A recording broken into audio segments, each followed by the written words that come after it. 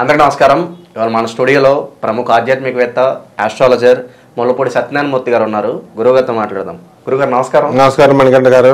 2025 జనవరి మాసం కర్కాటక రాశి వారికి ఎలాంటి ఫలితాలు ఉండబోతున్నాయి? గ్రహస్థితి ఎలా ఉంది? ఎలాంటి రెమెడీస్ చేసుకోవాలంటారు? కర్కాటక రాశి వారికి మొన్నటిదాకా అష్టమ గురుడు నడుస్తున్నాడు.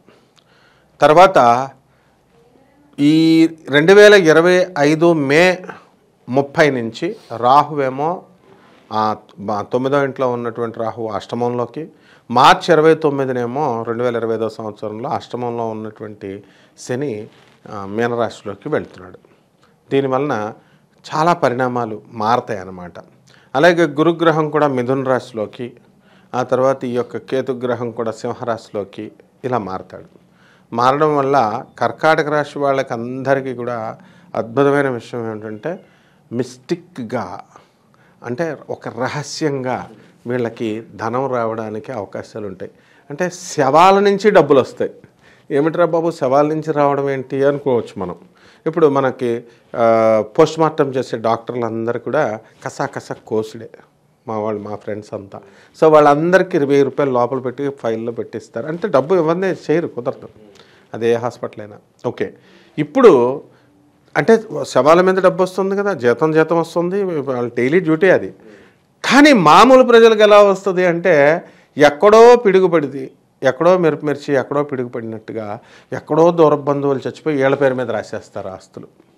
అంటే అర్థం ఏంటంటే ఈ యొక్క కర్కాటక రాశి వారి అందరికీ కూడా దూరప బంధువుల మరణ వార్త విని ఆ మరణించినటువంటి వారు వీళ్ళకి గిఫ్ట్ డీడ్లుగా రాసి ఇచ్చేసి చచ్చిపోతారనమాట. అది విచిత్రం ఇక్కడ.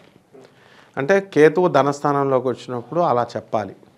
తర్వాత ఇకపోతే ఇంతవరకు పనులు అడ్డంకులుగా ఉన్నటువంటి అన్ని పనులు కూడా చక కదిలిపోతాయి.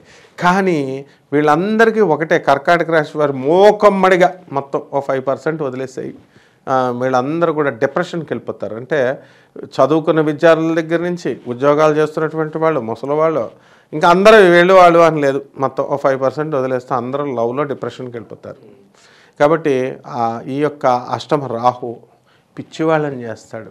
ఎవరైతే ఉపన్యాసాలు చెప్తున్నారో, జ్యోతిషాలు చెప్తున్నారో అందరూ కంప్లీట్గా. ఎందుకనంటే కలియుగము కాదు, ఇది కామయుగము. ఈ 2025 సంవత్సరం విశ్వావసు సంవత్సరము. ఇది దీనికి ఈ కలియుగానికి రాహు పరిపాలిస్తాడు. ఈ సంవత్సరం కూడా రాహు యొక్క డామినేషన్ చాలా అధికంగా ఉంది. రాహు కన్ఫ్యూజన్స్కి, ఇల్యూజన్స్కి, హాలూసినేషన్స్కి, ఇన్ఫాట్యుయేషన్కి, వీటిలన్నిటికీ అధిపతి. కాబట్టి ఎవరిని వదలడు. ముఖ్యంగా ఏంటంటే యూట్యూబ్లో చెప్పేటటువంటి వాళ్ళని, ప్రవచనకారులు, స్వామీజీలు, బాబాల్ని, వీళ్ళని వదలడు. ఎందుకంటే రైట్ నాలెడ్జ్ చెప్పేటటువంటి వాళ్ళు జోలికి వెళ్ళడు.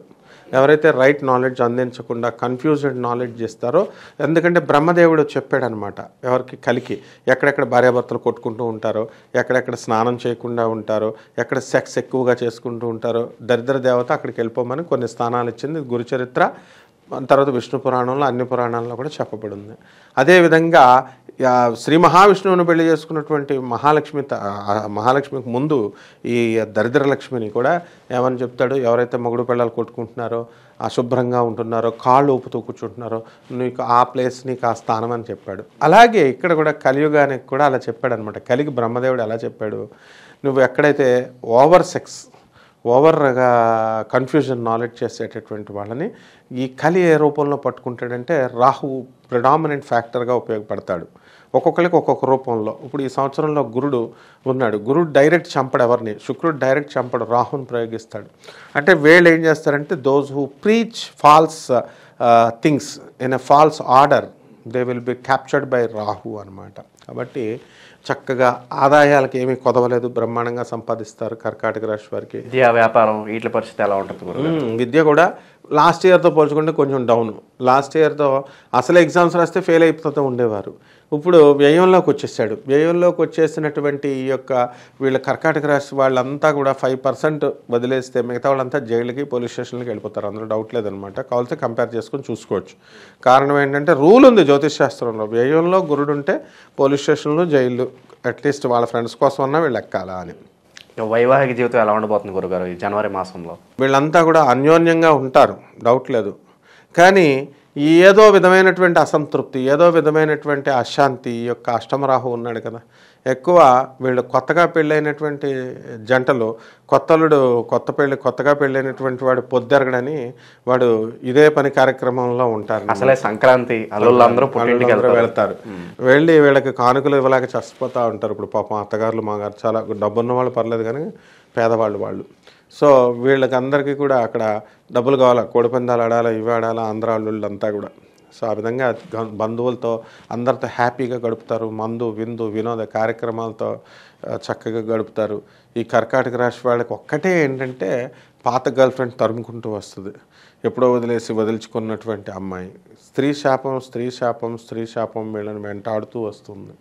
ఇది కర్కాటక రాశి వాళ్ళకి జరిగేది. ఇక వ్యాపారాలు అంటావా, కిరాణా వ్యాపారాలు, పుస్తకాల షాపులు, ఫ్యాన్సీ స్టోర్స్, బట్టల వ్యాపారాలు, హోటల్ ఇండస్ట్రీ ఇవన్నీ కూడా చాలా బాగుంటాయి.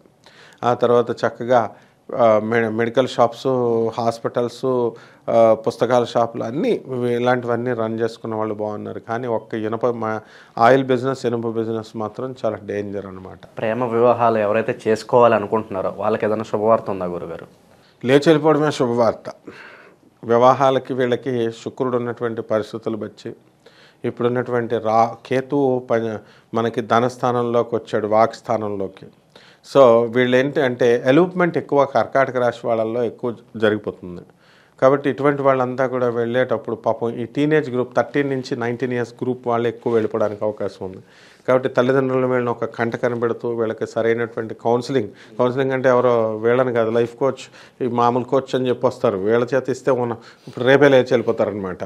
అలా కాకుండా వాళ్ళు ప్రాక్టికల్గా వీళ్ళ అనుభవాలని, తల్లిదండ్రుల అనుభవాలని పిల్లలకి చెప్పాలి. చెప్తే దీన్ని కొంతవరకు అరికట్టచ్చు. అండ్ పిల్లల్ని ఎక్కువ తిట్టకుండా జాగ్రత్తగా ఫ్రెండ్లీగా ఉంటూ.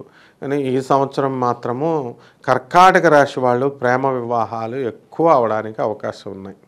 అండ్ ప్రేమలు అనగానే ఒక్క అన్మ్యారీడ్ అని అనుకుంటాం, కానీ మ్యారీడ్లోనే శాతం ఎక్కువైపోయింది. ఇప్పుడు రివర్స్ అయిపోయింది. అక్రమ సంబంధాలు ఇలాంటివన్నీ కూడా చాలా ఎక్కువైపోయినాయి.